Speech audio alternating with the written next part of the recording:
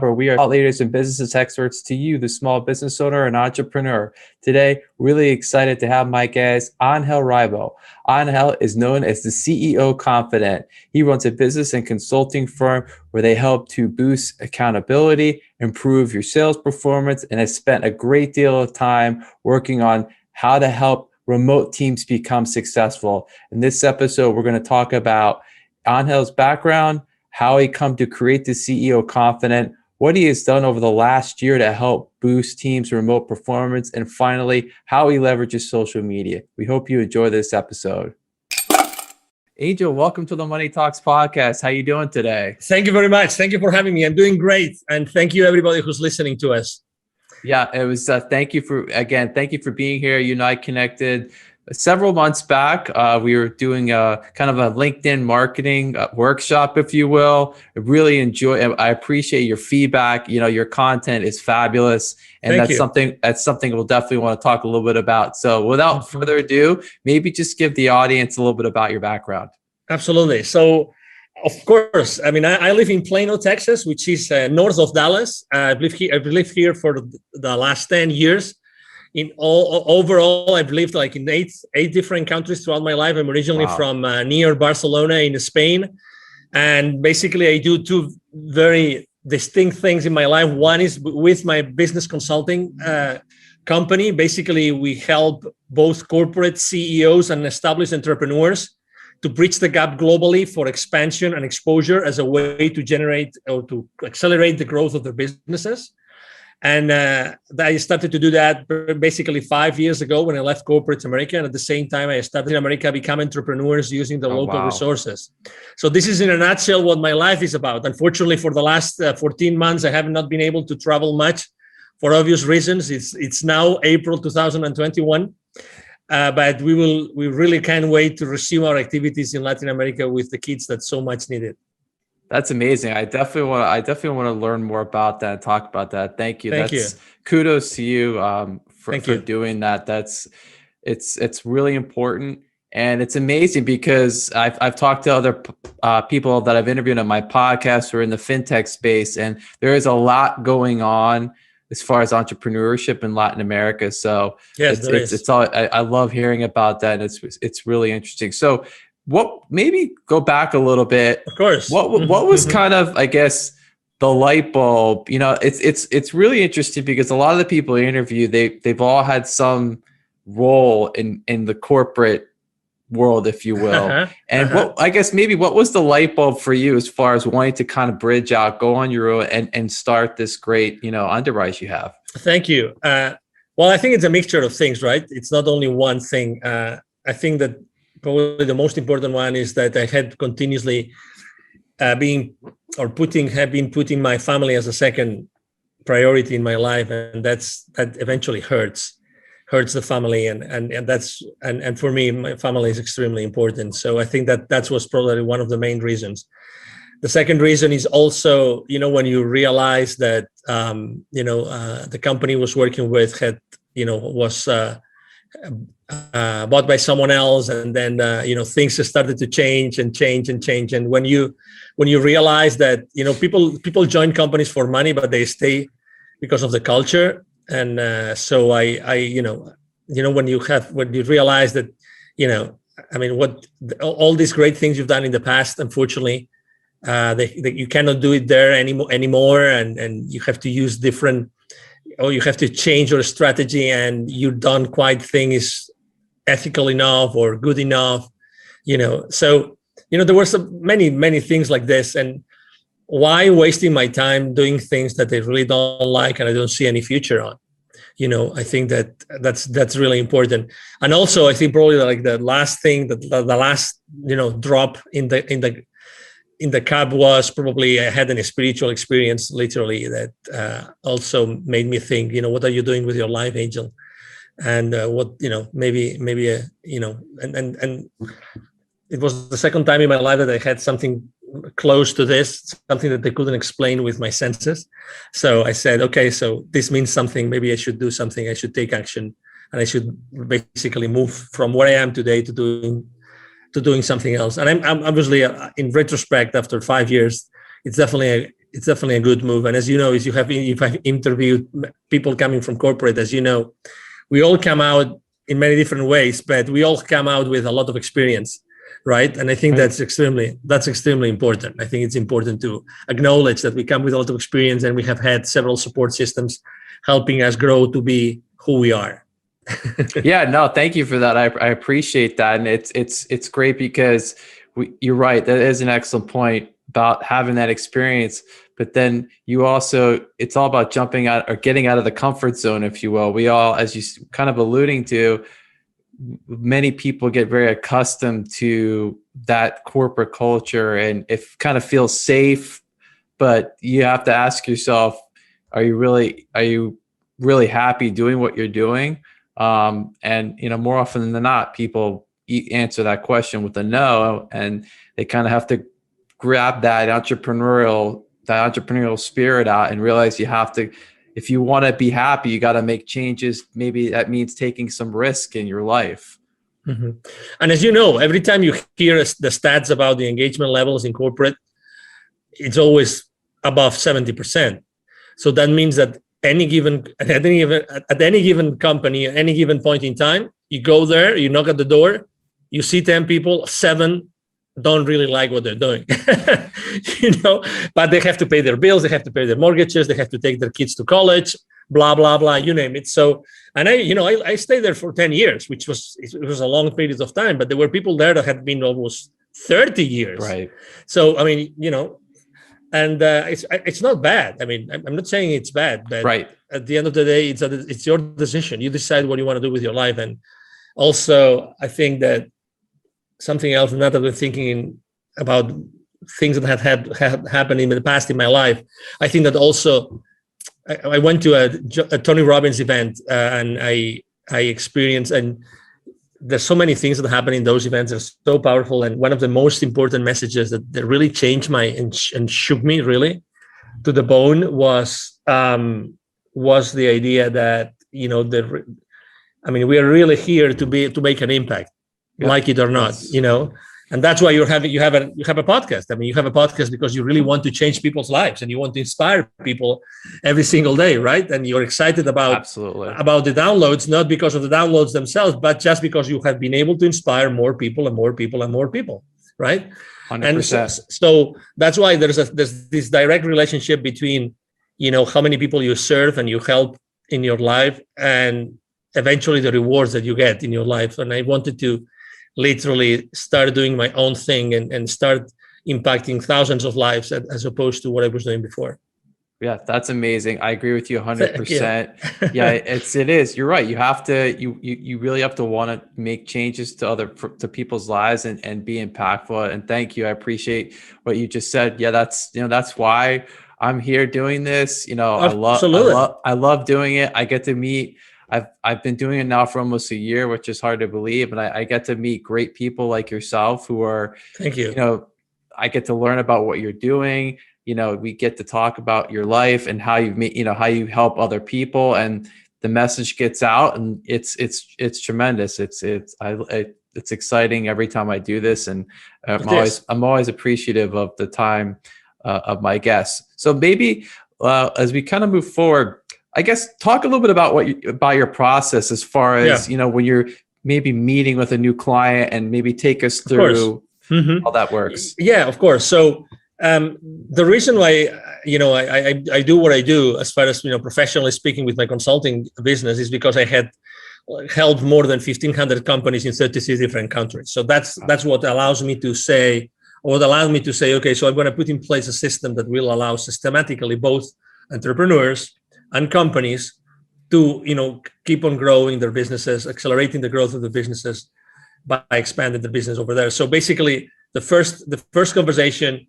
with any company or any entrepreneur goes the same way. So, okay, so why would you like to go abroad? Why would you like to go global? Why would you like to take your product or your service to a specific place, a specific geography in which you are not present right now? And the reasons are different, right? Some people I just want to make more money out of what I already have. Other people say, I would really like to have my business and travel with my business. And I would like to use the excuse of my business to travel to other places, which is a very genuine, authentic way to think about it. And as you know, there's many professions that are actually already doing that, like real estate people, professionals. They do that all the time. They go and go all over the place, all over the world to buy properties, and they have fun doing it, and they're still doing business at the same time, right? And then after the reasons, we talk about the reasons, and the reasons are there. Then we talk, okay, so what changes are you open to make to your current state of being and company and culture and everything? Because it's very easy to say, I want to do this, but what do you really want to change? That's why very often people ask me, how do you find your clients, or what's the perfect profile of your clients? Is there a particular industry that you like to work more with? And I said, no, there's not a particular industry. There's always a way in which I always ask these three questions. Do you really want to change as a leader? Do you really want to leave a legacy? And do you really want to change the world? I always ask the same three questions, because I just want to work with people that I really like to work with. You know, I choose my clients, and I really want to work with people that really want to make a difference in this world. The same way I'm doing it every single day. I want them to do the same thing, and I would like to work with them and support them in doing that. And I think that is really important. Then we have a conversation about, do you have the resources? It's very important. I mean, going abroad is not just, or going global or international. It's not just, okay, I want to go, let's test the waters. You have to make a decision to do it, okay? There's several ways to do it, and you can, let's say there's several levels of, engagement, and you can go full in, and you can go maybe test the waters and find maybe some business partners and start, selling your products and services. It depends. Everybody's different, but you have to make sure that you're going to stay in that mode between 1 year, 1.5 years, because if you only want to do it for a few months, it's not worth it. You don't need me. The same way a lot of entrepreneurs like us, they think that as they're already present online, they already have a global business, and that's not true, because it's the same as. And I see that every time I go with my foundation as well. I go to many different Latin American countries, and you would think every country we speak Spanish, so it's almost the same culture. It's not the same culture at all. So even if we are speaking English right now, only a few entrepreneurs out there, really have thought, okay, so is selling to the US the same as selling to Canada, the same as selling to Australia, the same as selling to the UK? And the easy answer would be, of course it is. They all speak English. It's not true. It's not true. And talk to any advertising company who's present globally. You have any friend working on a marketing department or on an advertising large corporation that they work globally? Ask that person, do you guys really take into consideration the different cultural realities in every single geography in which you advertise your products or services? Of course they do. Right. But we tend to think that things are simple, and things are, no. It's the same thing. It's not the same thing. So if they have the resources, they really want to do it, they're really open to change the status quo, then probably typically it's a go. Typically it's a go. And then, we decide, we discuss the details, what's the best time frame, how are we going to adapt your products and services to the new market, how are we going to find the right partners for you? Do you want to set up a specific distribution channel? Do you want to go there, or do you want to tap onto the door of, or knock on the door of, the top 5 clients of this particular industry, which are good for you, good fit for your products and services? It's more like a qualification set of questions that allow my team and I to see exactly what we can do for that particular company. That was tremendous. Thank you for that. I really enjoyed all of it, but especially the first part, because you're very specific as to, you were talking about the 3 questions that you ask, very specific.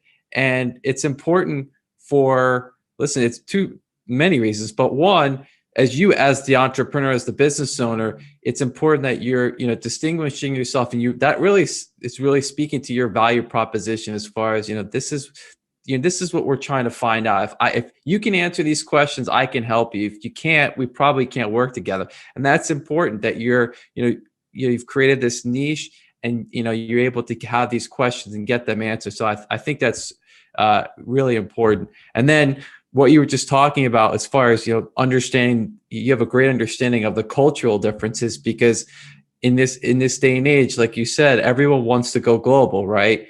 And if to your credit and to your point, it isn't that simple, just because, these languages are spoken in so many countries. If there's one thing I learned from business school, it's the cultures. So I distinctly remember these conversations having with one of the professors about how different it is to do business in these other countries, whether it's in the Far East or in Latin America. It's not the same. You have to understand the cultures. And that's really important that you help people realize this right at the start. Exactly. And that's why, after so many years, 20 plus years working in 33 countries, with all the network of potential partners of my future clients that I have developed, how important it is for you that you are going to, let's say, disembark on a particular country and you already have a trustworthy partner, right, that you can start working together. That's gonna make a big difference.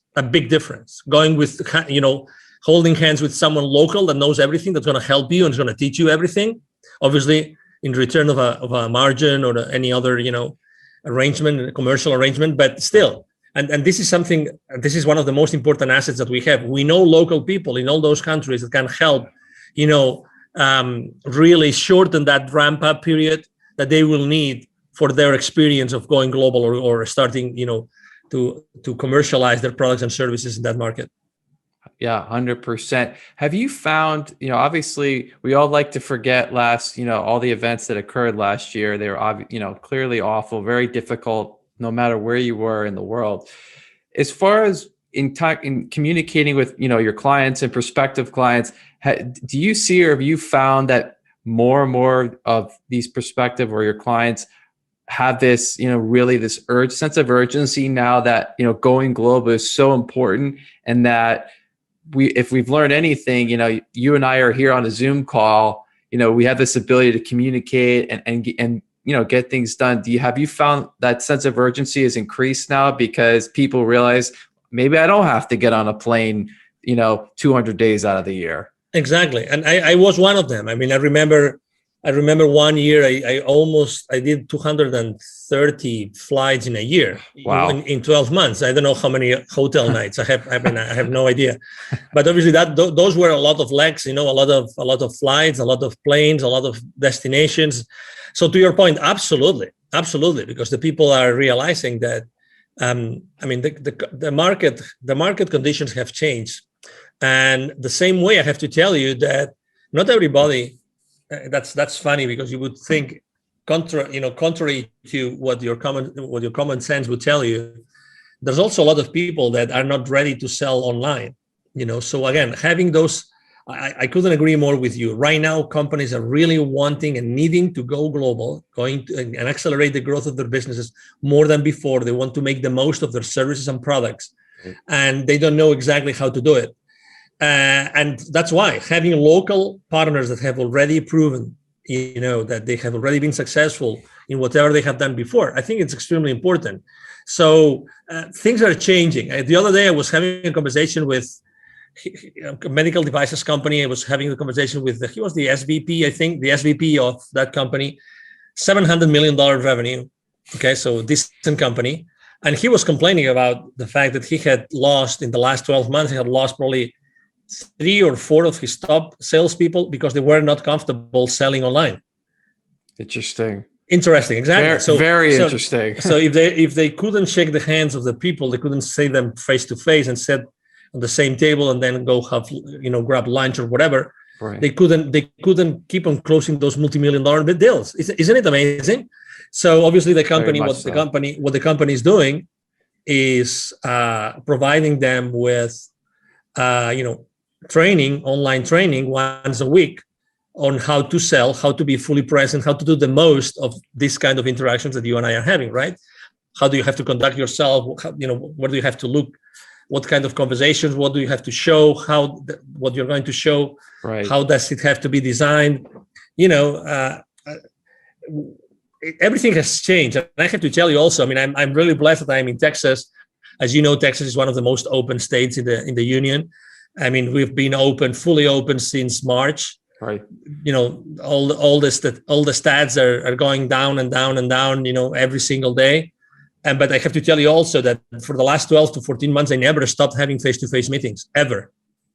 I had lots of coffees in coffee shops, and instead of restaurants, coffees in coffee shops, maybe short coffees, right, maybe outside in the patio, whatever, with a lot of, you know, C-level executives here, no matter what. So that's what life is about. I mean, to be honest, you're a human being, and we have to really, you know, everybody feels differently about what's going on in the world, but life continues. Right. And executives still have to hit certain, you know, revenue levels and hit certain profit levels and cash flow levels, hopefully, so they can keep on growing their businesses and providing, obviously, all the employment positions and that they're offering so far. Absolutely. I mean, I think the word that comes to mind as you were just speaking, and thank you for that, is adaptable, right? I mean, people, it doesn't matter what you do for a living or what maybe you've changed and you're doing now. We've all had to have some measure of adaptability over the last year.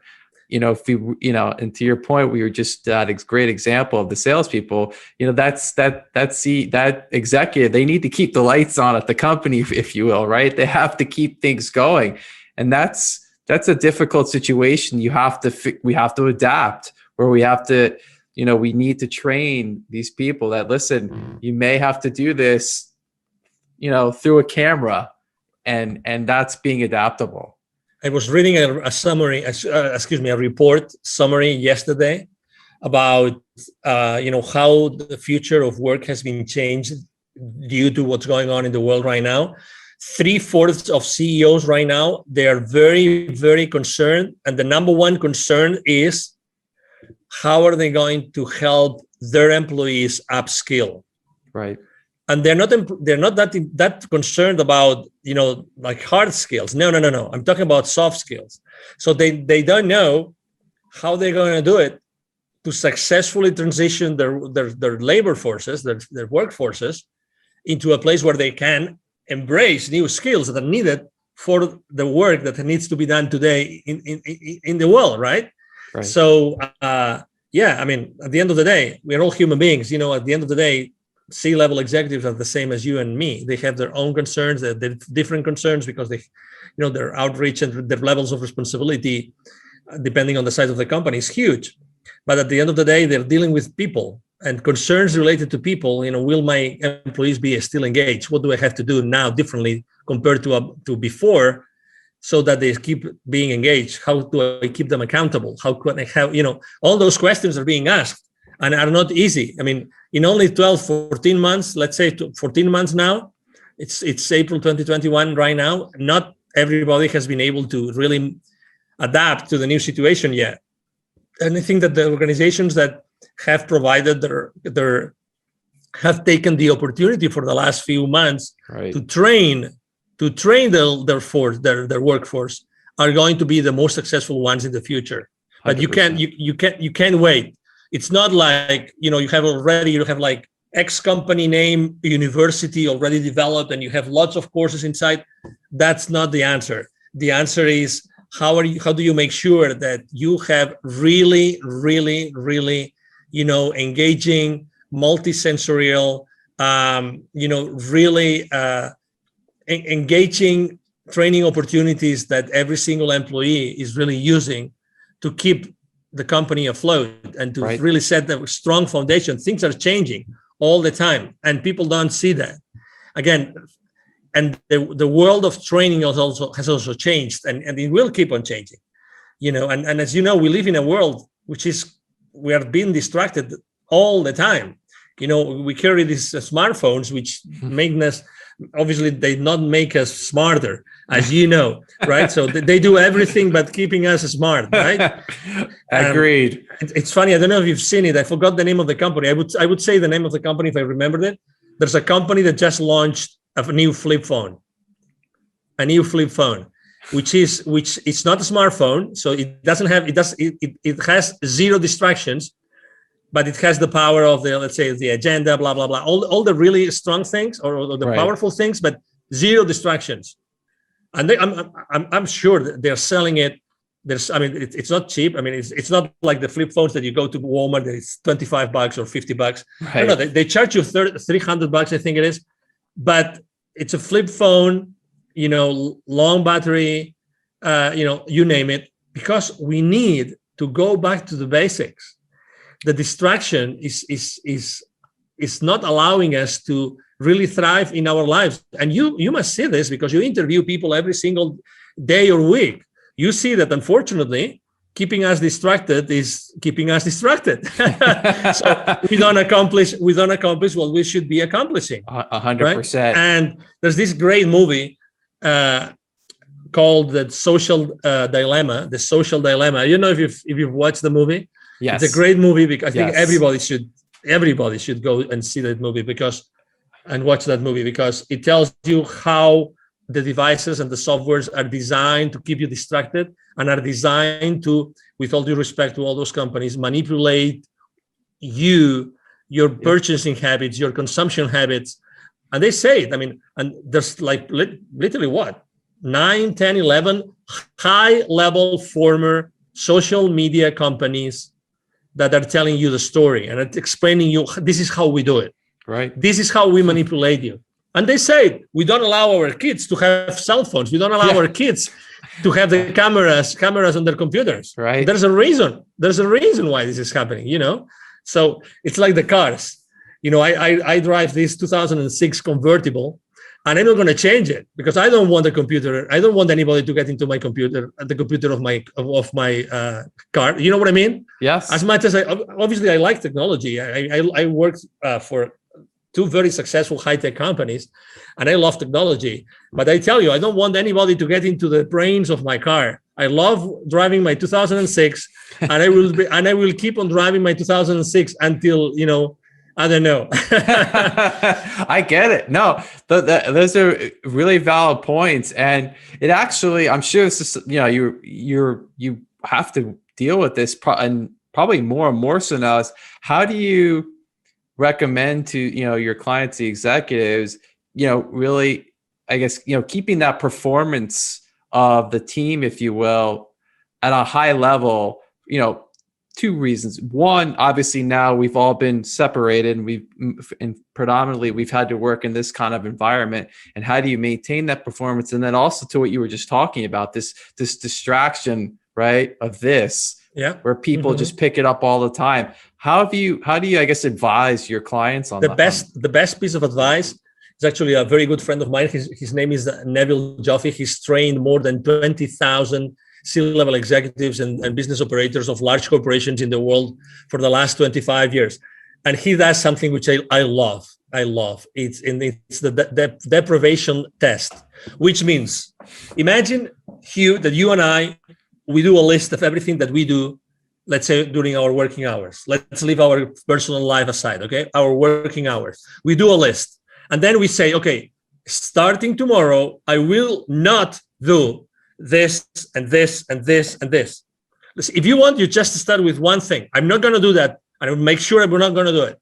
And you keep on adding things. Why? Because you realize that there's a lot of things that you do that you really don't need to do. And you can probably, there's some roundabout, something that you can do instead of what you were doing. That's not going to be, sucking your energy and your time. Right. And you can still, turn around. I wanted to say that's the word I wanted to use. So you can use a turnaround and not being obliged to do that. So make a list of the things that you do. Start, the saying, I will not do this anymore. I will not do this anymore. Really, like processes that you every single day you do, and you will realize how you really don't have to do many of the things that you're already doing. And I love that test, the deprivation test. I love it because it's like looking at yourself at the mirror. Right. You can't hide. You are there. It's you. You either like yourself or you like yourself, right? it's who you are, right? That's fantastic. I'm gonna have to make that list. No, honestly, do it. Yeah. Honestly, it's like when we're shaving in the morning, right? It's you with your razor, and it's your face, and if you cut yourself, bad luck, it was your bad day, but it's you with your time, with your reality. And there's something else. And I took action after watching that movie that I recommend people as well. They actually, what they did is they made an app called Moment. These former executives that left the social media companies because they didn't think that it was the ethical thing to do, like staying at the company and manipulating people. They actually came up with an app called Moment. I use it. It's going to change your life if you use it. Okay. Moment. It helps you. It's like the AA people, there's a process to get out of alcohol addiction. Is the same thing. They take you step by step, how to start putting the cell phone aside, the smartphone aside, and not take the power out of your life and out of yourself every single moment. Fascinating. That is. I'm gonna check that out. Check it. This is a podcast chock full of advice, not just professional, but personal. Absolutely. Thanks. Absolutely. No, thank you. Thank you for appreciate it. So I always spend so much time asking my wonderful guests many questions, and I appreciate them being here. And I always give the opportunity of the guests to ask me a question. So I'm giving you the mic, and feel free to ask away. Okay, from 1 to 10, how difficult do you want me to ask you the question? Oh, wow. The question to be from 1 to 10. Let's do it. Let's do an 8. An 8. Okay. What keeps you up at night right now, Hugh? What keeps me up at night right now? I think honestly, it's the education of my kids, and how I think, if anything, it's very worrisome. Obviously what happened over the last year, we can't change it. It's already happened, but you really start learning more and more about how your kids are being taught in schools.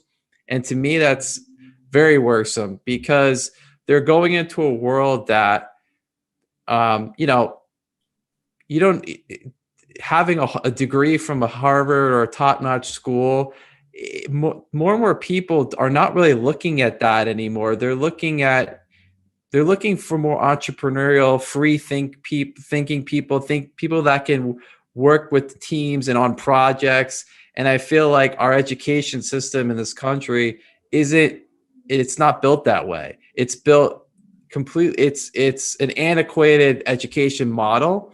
And I think it has to be changed. And I know there are entrepreneurs out there that are now doing these things. Obviously, it's not available to everyone, and it could be expensive, but at least you're starting to see some changes as far as these people realize we can't teach our kids this way anymore. It's not about test taking skills. It's about problem solving and speaking. And this is what's important. This is what's going to help them as they go forward. So I couldn't agree more with you. It's funny. I don't know why I asked you that question. I'm extremely involved with the education of my kids as well. I'm very worried as well. I used to be volunteer in the school. Unfortunately, here where we live, they closed down the schools. We literally cannot go inside the school to see what our kids are doing. We cannot do that, which is insane. But to your point, I mean, absolutely. The type of people that are needed in the world today has nothing to see with the type of people that leave the system. And absolutely, to your point. And obviously for the last 14 months, what has happened inside the schools, unfortunately hasn't helped the kids to be smarter, brighter, feel more loved, feel more cared for, or even have a better mental health. Agreed. I mean, you talk to the therapist, talk to the counselors, and you will know. You will see. I mean, unfortunately. So thank you for answering the question. Thank you. I appreciate that question. Thank you. It's something. It's funny because I'm actually going to have in the next couple of weeks. I'm going to have a founder of a startup education company. So more to come on that subject. Awesome. Yeah. Please keep on bringing people that knows exactly what's lacking today and what we can do to bring, to use all these amazing talents and gifts that our kids come to this world with. Oh my God. and you see that every day. It's as father, you see that. I mean, these kids are asking you questions that, oh my God, and what a blessing. The thing is, how do we keep this balance, right? Between educating them and giving them the boundaries, and at the same time allowing them to be who they really are, right? 100%. Yeah. So anyway, thank you. I'm having chills again. So thank you. Yeah, no, thank you for that great question.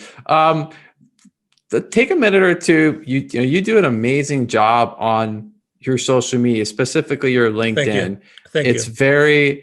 It's one of the best. And I actually spent time earlier today and yesterday going through it. And you have a very clear value proposition. I know, you exactly what you do, who you're trying to help. Maybe just spend a minute or two talking about how you've really leveraged using social media. Thank you. Exactly. Well, number one, I chose to start working in social media really when I left corporate America. I think that in general, in the corporate world, social media is not used a lot, or is used very well. The first thing I thought was, okay, so what is my audience, right? So who do I want to serve and where they are? And it's funny how, obviously, I immediately decided, okay, so it's LinkedIn. I only had a few hundred connections, nothing else. And I said, but I want to really make a difference here on LinkedIn. And then I started to think, okay, so if my audience is here, how am I going to talk to them? And one of the things I always repeat myself and that I learned, and I have had also very good teachers throughout this time, is that number one, have you noticed that when you go to Google and look for a particular person, you throw a name in the box? One of the first line items is actually LinkedIn. Right. So you are in Google, Googling someone's name, and LinkedIn lines show up as the first one. So what I'm trying to tell you is LinkedIn is not a place where you look for a job only. LinkedIn is a search tool. LinkedIn is a search tool. Okay. So just that I think that's going to help you think differently about LinkedIn. Number one. Number two, I said, okay, so what am I going to share? I mean, I was able to have little by little, I built a team, and I have a team working with me. As you have seen, I have, video editors, I have graphic designers. I'm every single day online, every single day. So the content that I am posting is always a content, number one, that's going to grab the attention of my audience. Number two, it's going to be more related to the human being who is behind an executive than the executive that is concerned about 20 different business aspects. So I'm trying to really keep everything at a very human level and connect with the people at a very human level. So you will see that obviously sometimes I speak about business, and sometimes I give visibility and exposure to businesses, and because actually it's part of my business value proposition. But I try to be really very close to the human beings behind the people that I want to attract to my timeline, right? To my feed. Right. And we all have options, as you know, we all have options. And also and not many people do it, I not only post every day, like normal posts, I use video a lot, I use graphics, I use cartoons. I also create posters for the story. There's a story, like the WhatsApp story, the Facebook story, or the Instagram story. There's a story on LinkedIn. Right. And again, you have to change it every single day. But again, it's another place where people go and they just see, for instance, I am obsessed personally about what's going to happen tomorrow. I want to be the first one to tell everybody on my timeline what day is going to be tomorrow. So for instance, tomorrow, I forgot what day is it going to be tomorrow, but Saturday. So it's going to be Saturday, but I don't remember. It's going to be the National Something Day. Okay. So I am always talking about what day is it going to be tomorrow. So now I could go to LinkedIn and I will see that my team posted about what national or international day is it going to be tomorrow.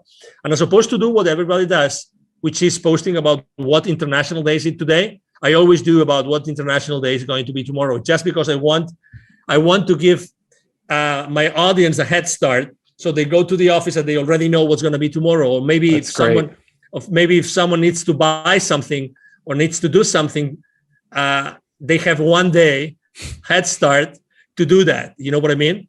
Absolutely. And again, there's days which I talk about innovation, about creativity. I talk a lot about building bridges, because I think that for the last 14 months, a lot of bridges have been burned. Right. And I think that we have to build bridges. So that's another important part of my strategy. And the third one is really when I reach out to people to connect with me, which, by the way, it's more and more difficult on LinkedIn. Just this week, they limited the number of people you can connect with. I always try to connect with a very short initial message. Right. The connection request message is always very short, as if I was on a face-to-face meeting and I was meeting that person on a networking event, literally. Okay. So I always say something like, I would like to connect with you. So might we help each other? We might be able to help each other in the future. Or I just say, I would like to connect with this kind of leaders. So you are already filtering the people that you connect with.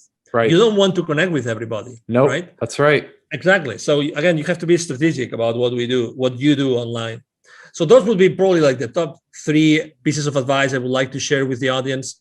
And I'm very consistent on, if you go to Facebook, you go to Instagram, you go to Twitter, you go to WhatsApp, you will see that I have the exact same message every single day on all my social media outlets. So I'm very consistent. So everybody looking for me, or everybody that's going to find me, they will see that I have the same message in all my platforms. I think that consistency is also very, very important. Absolutely. Huge. Yeah. 100%. Well, and I always conclude my episodes with pieces of actionable advice, and you've outdone yourself and done a great job here. I appreciate you doing that. Those are great pieces of advice as far as how to really leverage your social media and being consistent. So I want to thank you for that. I want to thank you for being here with me and the audience today. It was really wonderful to finally talk to you in person, learn more about what you're working on.